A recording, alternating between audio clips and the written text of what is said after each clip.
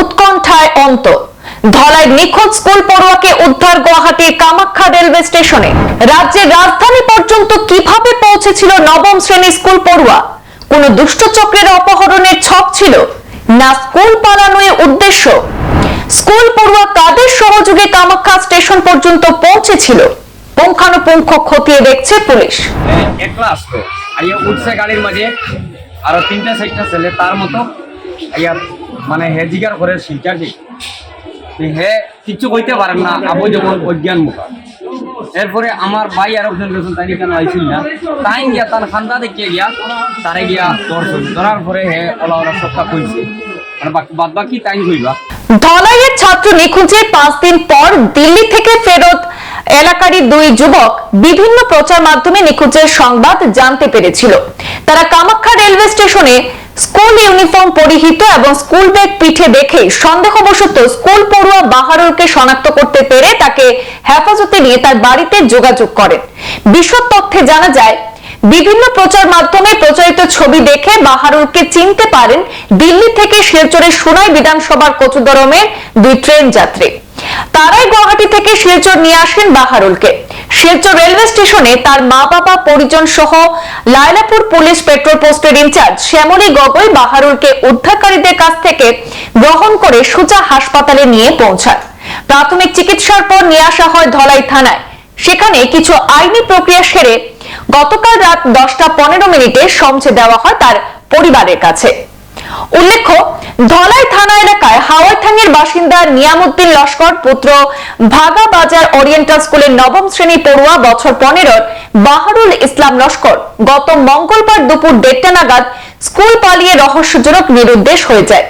বিষয়টি সেদিন রাতে স্কুল কর্তৃপক্ষ এবং পরিবারের পক্ষ থেকে ধলাই পুলিশকে অবগত করানো হয়। পরের দিন নিখোঁজ সংক্রান্ত লিখিত এজাহারও জমা করা হয় থানায়। বিভিন্ন মাধ্যমে শুরু হয় বাহারুলের খোঁজ খবর। বিভিন্ন সিসিটিভি ফুটেজ ঘাটাঘাটি করে পুলিশ নিশ্চিত হয় বাহারুলকে কেউ অপহরণ করেননি। সিসিটিভি ফুটেজে দেখা যায় বাহারুল নিজে থেকে শিলচরের উদ্দেশ্যে যাওয়া একটি ট্রাভেলার গাড়িতে চেপে রওনা হয়েছিল।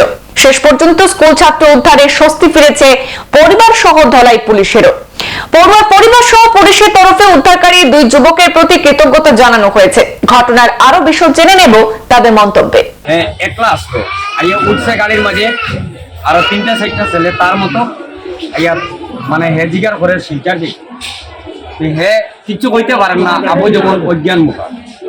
এরপরে আমার ভাই আর একজন গেছেন, তাই কেন আইছিল না, তাই গিয়া তার খান্দা দেখিয়ে গিয়া তারে গিয়া ধরার পরে হে ওলা ওরা সবটা কইছে, মানে বাদ বাকি তাই কইবা।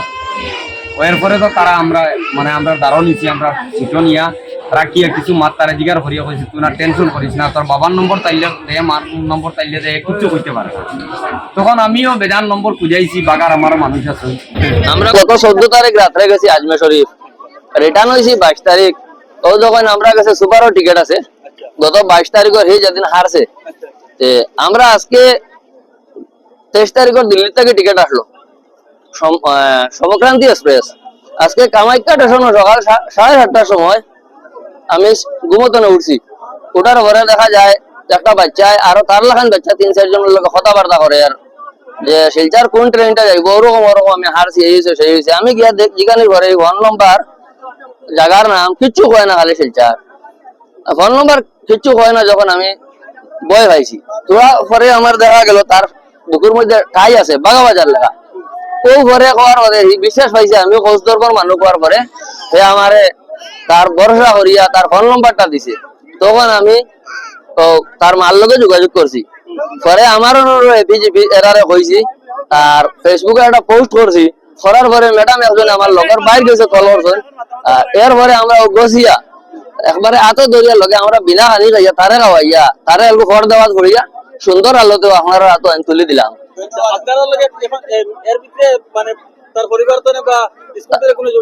স্কুল তো নেই, যোগাযোগ করছেন, তার মায়ে করছেন, সব স্যার চাচাইয়া করছেন, সবরে সেম ভাবে আমি কইছি।